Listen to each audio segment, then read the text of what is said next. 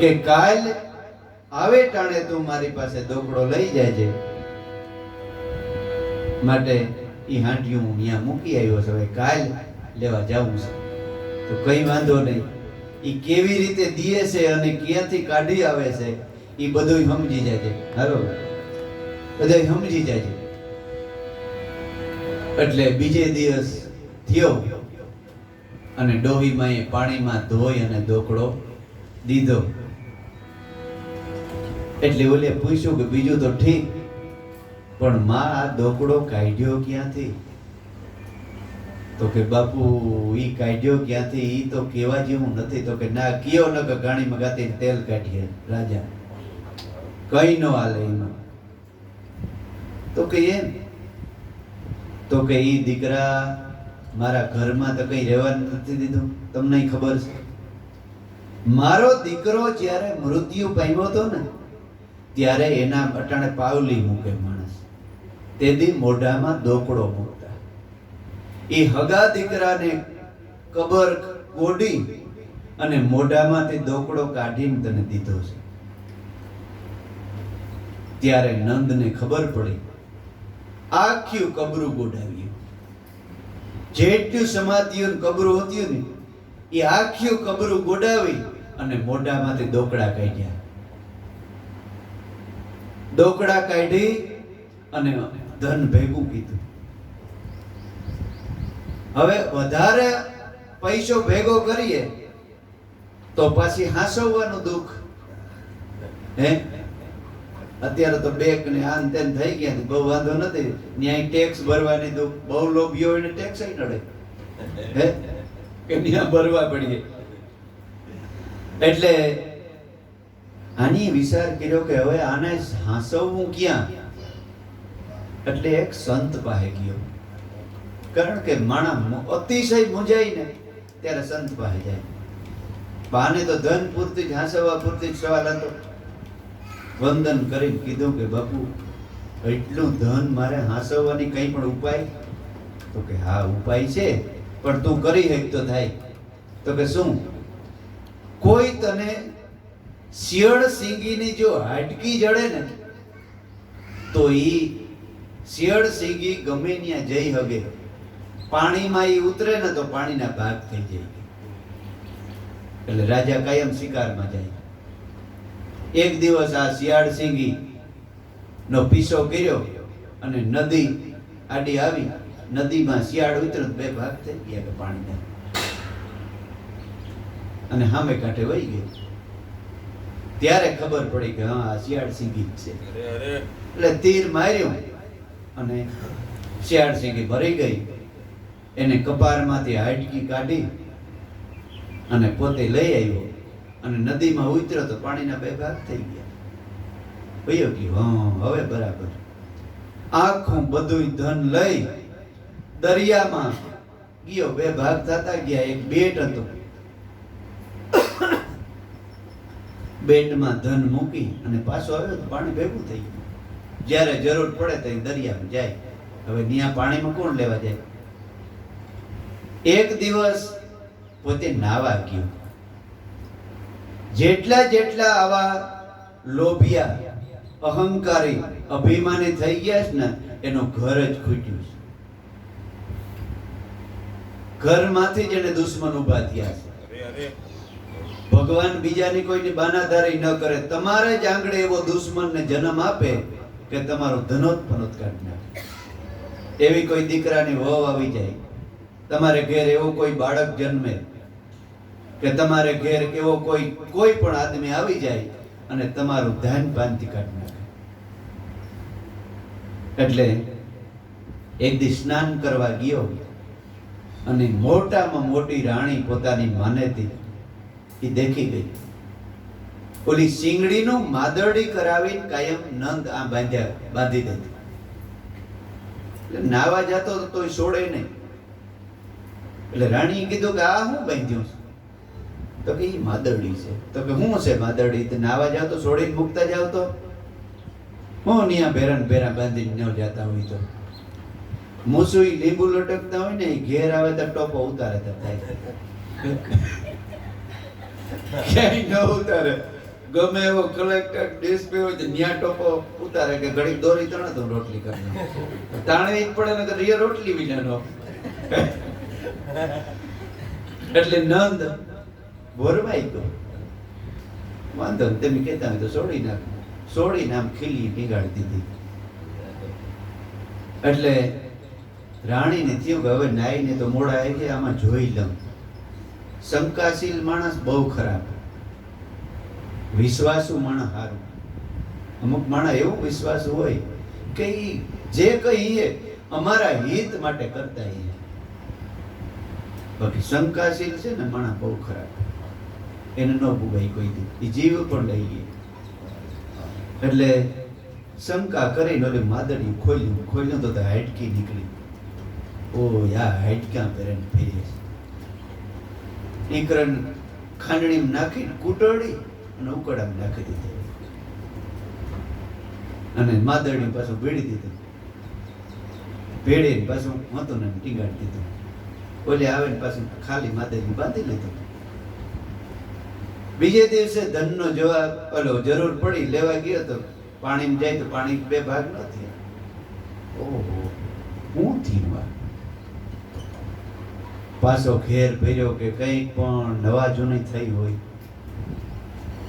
બીજાઓને તો ઠીક પણ ઘરનો પુરુષ મૂંઝાય ત્યારે ને ઘરવાળીની વાત કરે કે આમ કદમ થઈ ગયું એટલે રાણીની વાત કરી કે તને આજે હું ગયો પણ આમ ન થયું તો કેમ તો કે આ માદરડીમાં જે સંતે મને બતાવ્યું હતું ને એ હોય કે ન હોય ખોલીને જોઈએ તો કઈ નહીં હોય તો રાણી કહી તમે કાઢી નાખ્યું તો કે તે શું કર્યું એનું બે જમણા જણા 32 વાટકે ભોજન બનાવી જમતા હતા બાઈને વાત કરવાનો મોકો ક્યારે આવે ઘરવાળો ખાતો હોય ને તે અડધો ભીખો ઉઠાડે તઈ મોકો આવે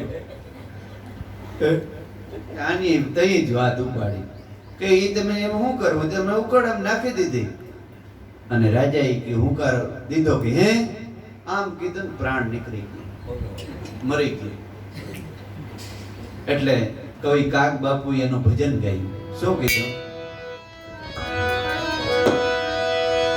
સેવટે રાજા નંદનું નાણું જોખ માણું જળમાં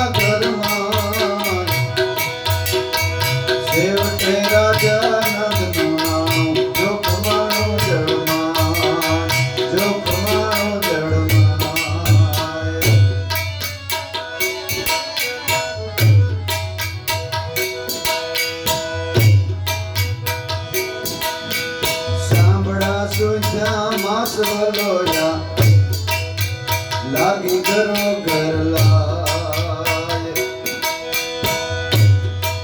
એ સાંભળા સુજા માસવલોયા ઉઠી ઘરો ઘર લાય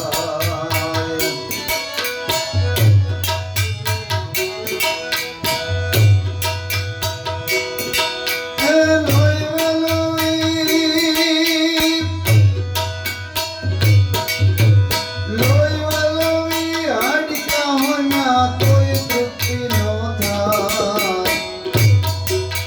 સેવટે રાજા નંદનો ના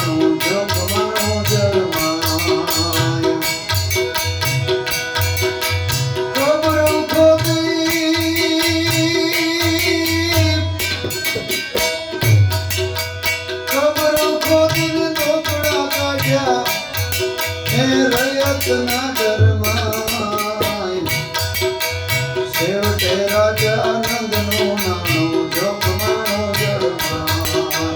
છેવટે રાજા નંદનું નાણું જોખમાણો જળમાં.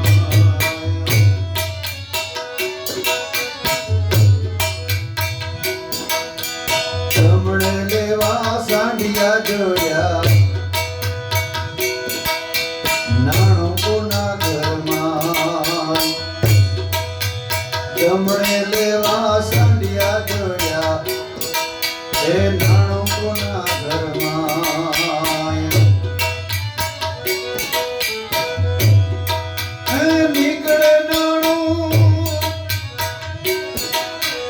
નીકળે નાણું જેના ઘરમાંથી સુડીને સજા થાય.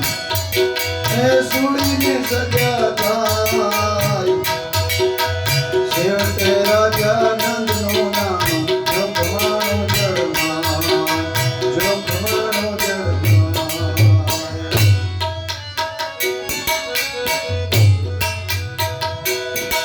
એ હરણી કેરી હાડકી ગોતી ગયા જળની રે નાણું સંગ્યું સાગર ઓથે. નાણું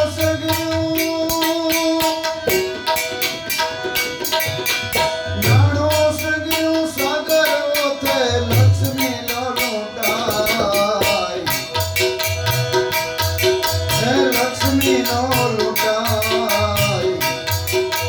છેવટે રાજા નંદનું નાણું જોખમાણું જળમાં. છેવટે રાજા નંદનું નાણું જોખમાણું જળમાં.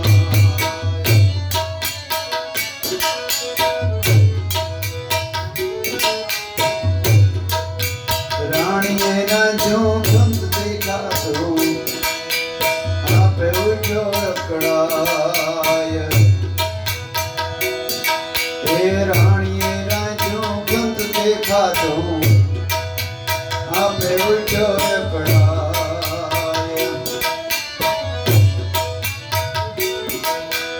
આય આય કરતા પ્રાણ નીકળી ગયા.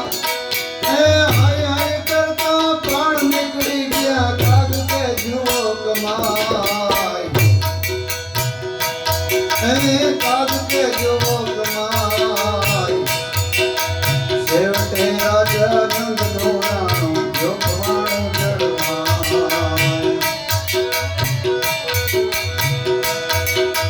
ડોકડો એ કોઈ રેવા ન દીધો રયતના ઘરમાં. છેવટે રાજા નંદનું નાણું જોખમાણું જળમાં. જોખમાણું જળમાં. છેવટે રાજા નંદનું નાણું જોખમાણું જળમાં.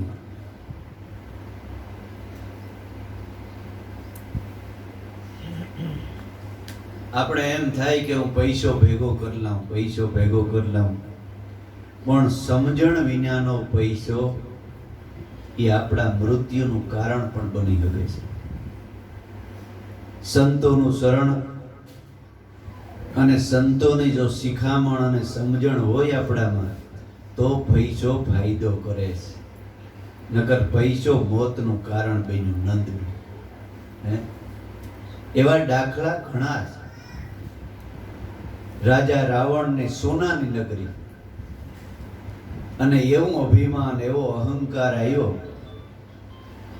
કે ઈ સોનાની નગરી અને એવો ઓલો થયો એને કે પોતાના જ મનની અંદર એવો વિચાર આવ્યો કે સીતાજી માથે પોતે નજર પડી અને એ ધન મોતનું કારણ બન્યું. 10 માથા ને 20 ભુજા જેથી રાવણો રહ્યો નહીં.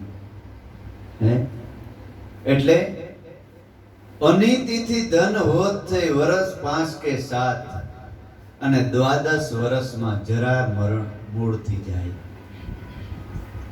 મહેનત વગરનો પૈસો આવ્યો હોય ને એ તમને તમારા માઇન્ડની અંદર મનની અંદર કૂડા અને ખરાબ વિચારો ઉત્પન્ન કરે છે. અને એ ન કરવાના વિચારો એ ન કરવાનું કાર્ય કરે છે. ન પીવાનું મન થાય, ન કરવાનું મન થાય, ન જવાનું ન્યા મન થાય. એટલે કાગ બાપુએ આ દાખલો આપ્યો છે કે છેવટે રાજા નંદનું એટલું બધું નાણું એ જળમાં જોખમ રૂપી થયું અને હાઈ હાઈ કરતા પ્રાણ છોડી દીધા. એટલે અતિશય લોભ. લોભ એટલે કરકસર નહીં. લોભ અને લોભમાં ઘણો ફેર છે. લોભ કેને કહેવાય? એક તો ઈ સમજી લેવાની જરૂર છે. લોભ એટલે બીજાનું મફતનું લઈ લેવું, એવી વૃત્તિ, એવી દાનત રાખવી ને, એનું નામ લોભ છે. બાકી ઘરની અંદર આપણે જે કરકસર કરતા હોય ને એ લોભ નથી. આપણે તો ઘણા એમ કહેતા હોય કે ભાઈ બીડી પીએસ તો કે ના, ચા પીએસ તો કે ના, તો કે બહુ લોભીઓ. એ લોભીઓ ન કહેવાય. એ તો પોતાના શરીરનું ધ્યાન રાખે છે અને 5 પૈસા પોતાના ઘર કુટુંબ માટે બસે અને આપણા શરીર નિરોગી રહે. એ તો કરવા જેવું છે. ખોટી ખરાબી, પૈસાને નુકસાન, આપણા શરીરને નુકસાન અને આપણા ઘરને નુકસાન. વ્યસનથી કેટલી નુકસાની છે. એ કરકસર છે. એ લોભ ન કહેવાય. લોભ કેને કહેવાય? કે બીજા માથે આધાર રાખીને બેઠો હોય કે આનું જટ મારે પડાવી લેવું છે. એ લોભ છે. બીજાનું મફત લેવાની ઈચ્છા ન કરવી. બાકી મહેનત કરીને તમે બનો ને કરોડપતિ, એ લોભ નથી. અને સમજણ અને સંતનો સમાગમ તો એ પવિત્ર નાણું કહેવાય. રાજા મહારાજાઓ રાજ કરી ગયા અને સંત જેવા બની ગયા. કુંભોરાણો, સંત સેલણસિંહ, ગોપી સંત, ભરતરી, હે પણ એ પ્રજાના દાસ થઈને રહ્યા રાજા મહારાજાઓ, અને ભક્તિ પણ કરી ગયા. એટલે સંતનો જુગતી જાણ્યા વિના ભક્તિ શોભે નહીં. પાનબાઈ બાંધી લ્યો વસનનો તાર. વસન રૂપી દોરમાં તમે સુરતાને સાંધો તો મટી જાય જમણાનું માર. જુગતીથી ગુરુજી મળે અને જુગતીથી અલગને ઓળખાણ થાય અને વાસના પ્રકૃતિનો નાશ થઈ જાય છે. જુગતીથી 3 ગુણ નડે નહીં. 3 ગુણની આ માયા છે. ત્રિગુણ, રજોગુણ, તમોગુણ અને સત્વગુણ. પણ રજોગુણ એટલે ગમવું. પણ આપણા મનને શું ગમે છે? કોઈ સ્ત્રી, કોઈ બીજાનું ધન, કોઈ એવું આ વસ્તુ દેખાતી હોય ઈ ગમે છે. પણ રજોગુણની જો બ્રહ્મા બનાવવો હોય તો શું કરવું પડે? કે ભગવાનનું, સદગુરુનું ભજન સિવાય બીજું કંઈ એને ગમવું ન જોઈએ. ભજન સિવાય, આત્મા સિવાય, સંતો સિવાય એને બીજું કંઈ ગમવું ન જોઈએ. સંતો વાલા લાગે, ગમવા માંડે. ભજન કરવું ગમવા લાગે, મનને પ્રિય થઈ જાય તો એ રજોગુણ બ્રહ્મા રૂપે બની જાય છે. પછી વિષ્ણુ ક્ષણે ક્ષણમાં, કણે કણમાં ઈશ્વર તત્વ સમાઈને રહ્યું છે. એવું જ્યારે આપણું મન થાય ને તો એ વિષ્ણુ રૂપે સત્વગુણ બની જાય છે. સત્યની ઓળખાણ થઈ અને સત્ય જ આખા ઘટોઘટમાં વસે છે. સ્ત્રીમાં, પુરુષમાં, આખા વિશ્વની અંદર સત સિવાય કંઈ નથી. બાવા બાળનાથ શરણે બોલ્યા પીર રામદેવ, આ સતની આગળ નથી બીજું કાંઈ. તમને જો સતની ઓળખાણ થઈ ગઈ હોય, ઈ તમને વાલો લાગે ને, તો તમારો સત્ય ગુણ વિષ્ણુ છે. અને પછી છેલ્લે તમો ગુણ. તમો ગુણ એટલે ક્રોધ કરવો, ખીજાવું. ભજન ન થાય અને ખીજ ચડાવીને ભજન કરવું ને તો એ તમારો તમો ગુણ શિવ થઈ જાય કે કેમ ભજન ન થાય. હું ગુરુનો બાળક છે, મારાથી કેમ ભજન નથી થતું. એના ઉપર ભાર દઈ મનને અને ન્યા રાખી અને કાયમને માટે ભજન કરવા માંડે ને તો તમારો તમો ગુણ છે એ શિવ બની ગયો. માણા કે ખીજડા પાણી, કયો ખીજડો? આપણે ખીજ ચડે ને એમાં પાણી રેડવાનું છે, પણ એમાં પાણી નાખી જ ન થકતા માણ. એટલે જુગતીથી 3 ગુણ નડે નહીં પાનભાઈ. આયો જેને વસનનો ઇતબાર, વસનનો વિવેક. ઈ જાણો વસન જુગતી જાણો તો પાર પુગાય, તો પાર પુગાય એમ છે. જુગતી જાણ્યા પછી ક્યાંય અટકવું ન પડે, ક્યાંય પણ અટકવું ન પડે. નકર માણસ ક્યાંય અટકી જાય કે તમારું કોઈ કામ કરવું હોય તો તમે મંદિરે જતા હોય, માતાજીના મંદિરે. તમે 2-6 મહિના માતાજીના મંદિરે જાઓ, પછી તમારું કામ ન થાય એટલે એને મૂકી દો કે ભાઈ અહીંથી બહુ મેળ નથી પડતો, હવે દાદાના મંદિર જાઉં. 4-6 મહિના વરે 2 વર્ષ ન્યા જાય, વરે કઈ મેળ ન આવે તો વરે ભગવાન રામને પકડો, હવે ભાઈ એનાથી મોટા. એ ન્યા પણ બહુ મેળ ન આવે, કારણ કે જે કઈ છે એ આવે છે ને જાય છે આ કર્મથી આવે છે, એટલે એનાથી હરીકું થાય જ નહીં. ભાઈ આ બરોબર નથી, હવે કૃષ્ણને પકડો. રામનો અવતાર જ ને કૃષ્ણ છે. ન્યા 4-6 મહિના 2 વર્ષ જાય, ધક્કા ખાય, બહુ ફાયદો નથી, હવે એને મૂકો. એમ કરતા કરતા 33 કરોડ દેવ છે. ખાલી એક દી તમે જાવ તો તમારી જિંદગી ઓછી પડે.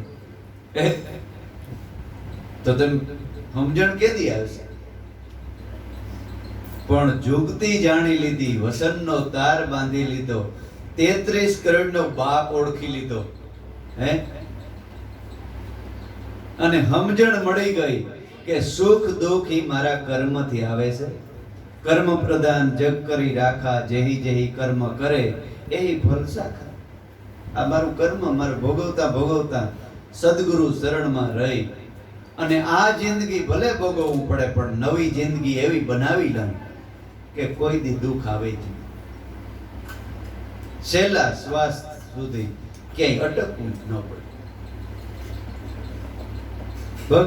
જુગતી જાણ્યા પછી ક્યાંય અટકવું ન પડે, ક્યાંય અટકવું જ ન પડે. છેલ્લા શ્વાસ સુધી ભજન ને ભજન, બસ. જુગતી જાણો તો પાર ઉતરી જાઓ, તો જ પાર ઉતરાય. જુગતી જાણ્યા ગંગા સતી એમ બોલ્યા, એને નમે છે જગતમાં બધાય, એને નમન કરવા મળે. સંત પુરુષ હજારો વર્ષ થઈ ગયા, હે, રવિ સાહેબ ને, કબીર સાહેબ ને, રામાપીર ને, કૃષ્ણ ને, હજારો વર્ષ થયા તોય આપણે વંદન કરીએ છીએ, હે.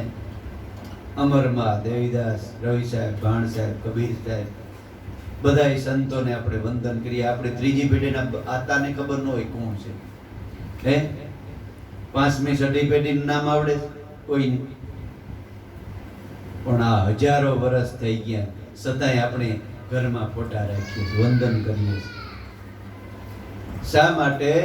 કે એની નામને ભજન કર્યું, સંતોને ઓળખાણ કરી અને સદગુરુ શરણમાં જઈ અને એની આપ શેડો સુધારી લીધો. એટલે